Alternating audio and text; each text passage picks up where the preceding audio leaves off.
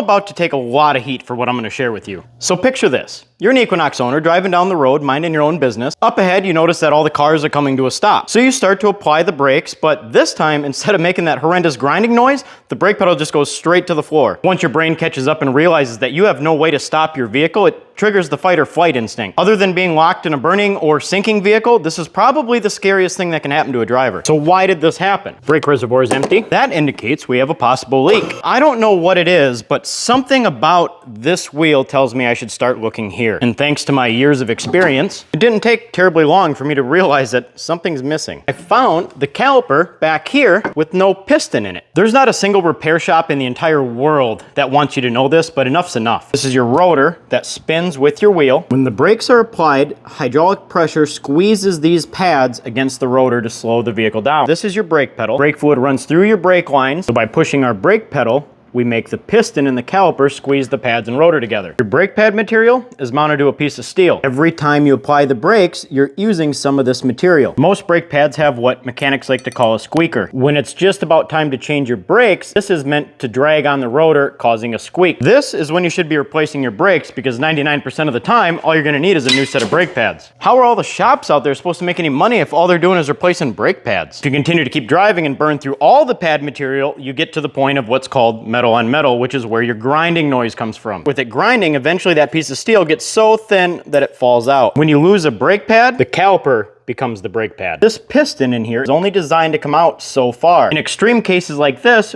it just falls out. Pedal goes to the floor and you have no brakes. Now the shop can charge you for pads, rotors, and calipers, along with all the labor to put it on and bleed the system. Granted, that's assuming that you're able to bring the car to a stop and you survive the whole ordeal. But there, that felt so good to get off my chest. The secret's out. Once your brakes start making any kind of noise at all, if you get into a shop right away, you're only gonna need pads and you're gonna save a tremendous amount of money.